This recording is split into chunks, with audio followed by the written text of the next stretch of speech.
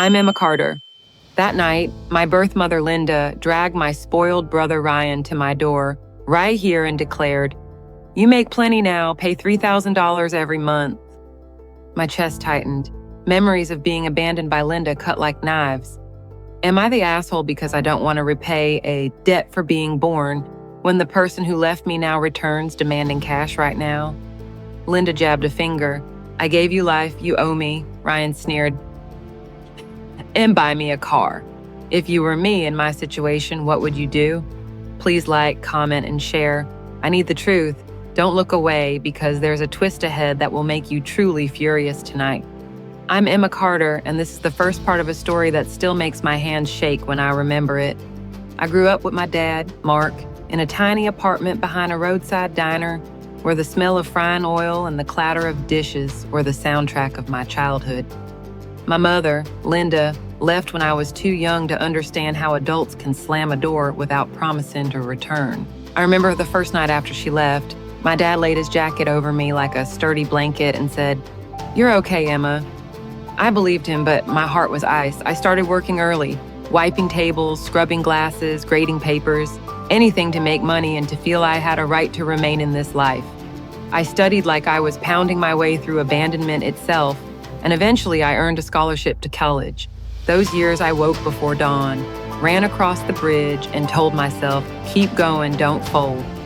I graduated, found a job in data analysis, worked overtime, paid my own rent, bought my first laptop, and wrapped my own birthday gifts. I still sent money to my dad every month because he was my harbor, the man who stitched the torn places of our life simply by staying. Then, Ryan drifted into my life like a name on a few clipped messages. He's my half-brother, the child Linda raised when she didn't have me.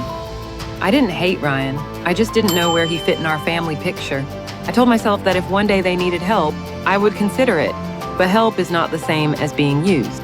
I learned boundaries. Savings are for safety, work is for dignity, and family is for healing, not for opening new wounds.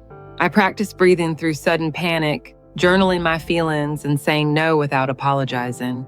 I'm telling this in a plain, spoken voice because I want you to hear it like we're sitting on a couch under a warm lamp, while I hold a mug and admit, despite the strong front, I'm still the kid who sat in a kitchen counting light bulbs, wishing her mother would come back. I tried therapy, learned to name my feelings, abandoned, afraid, self-blaming, angry, then softer. The therapist asked, "Emma, which voice in your head is yours and which belongs to the past?" I answered slowly, "Sometimes the two voices twist together." Still, with effort, I built a life that was ordinary, kind, and warm enough. I have a few friends who are my chosen family, an old loyal car, and a savings account that isn't huge but is the product of thousands of hours staring at a screen. I'm not rich, but I pay for everything myself. I'm not perfect, but I owe no one anything, except gratitude for those who held my hand when I wanted to let go. When grown-ups like me talk about the past, you might think, "It's fine now." I thought so too, until that night, when someone kicked open the door to the past and everything I'd learned about independence, and healing got violently tested. Before I tell you what happened, let me close this chapter with one small truth. People who were abandoned often learn to stand straight, but we still flinch at an unexpected knock. That knock, carrying Linda's familiar perfume, made me tremble like a child again, even though I'm Emma Carter now, not the kid I used to be. I still believe in recovery and fairness, and in everyone's right to start over. I also believe in boundaries, and mine were about to be tested. If your heart tightened while listening, stay with me. What comes next will show how an ordinary person can walk into a storm with no warning. Like, comment, and share if you ever had to grow up too soon. I want to hear your story so we won't feel alone in those dark kitchens anymore. I'm Emma, and this is only the prelude. Picture this too, late afternoons at Dad's diner, sunlight flickering on plastic tables, a scratchy radio, me rinsing trays while memorizing vocabulary. Some days I fell asleep with hands that smelled like oil, but when the alarm rang, I stood up because the future needed me present. Teachers asked why I always rushed. I'd joke, yeah, because my house faces the setting sun. Humor kept me from crying. Have you ever had to grow up a few steps faster than everyone else? If you have, you know the feeling of running while afraid to trip.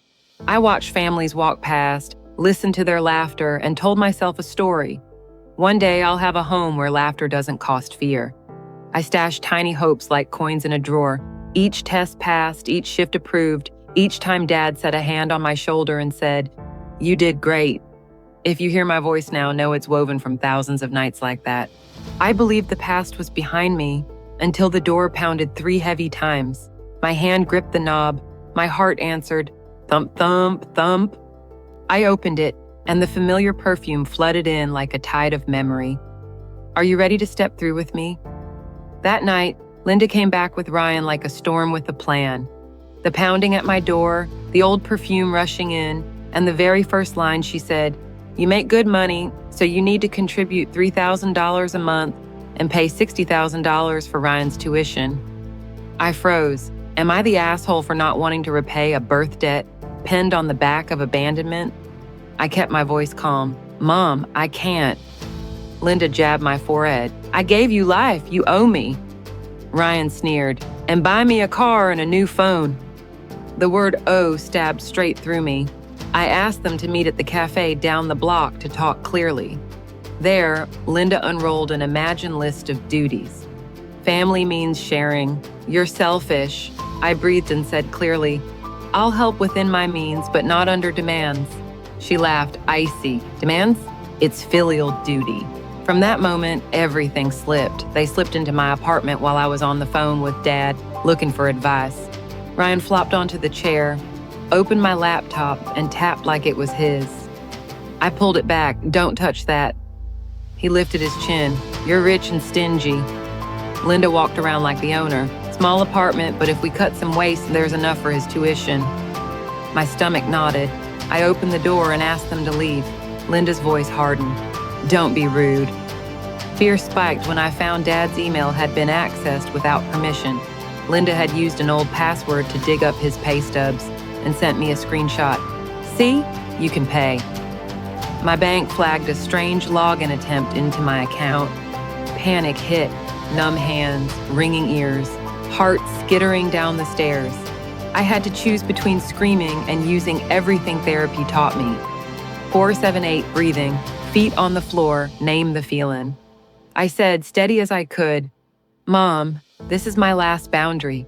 Leave my home." And she smirked. "You owe me for your life." I said, "You gave me life and you left me. I don't owe abuse or manipulation." Ryan slammed the table. "Pay up, you're making this big." I shook but didn't back down. I called 911, my voice cracked like glass. As sirens faded, Linda hissed, "You'll regret this." In that instant, talk became trespass, requests became coercion, family became battlefield. What followed were days of sprinting, changing passwords, enabling 2FA, calling a lawyer, filing for a protective order, saving every message. I told my therapist I heard my mother's voice in my head saying, "You're ungrateful. She gave me an anchor. Your safety is not negotiable." I taped it to the mirror. I'm telling this like a voiceover so you feel the breath, the heartbeat, the creaking silence between lines. If you were me, what would you do? Pay to keep the peace or stand up? Comment. Your words could be a life raft for someone drowning.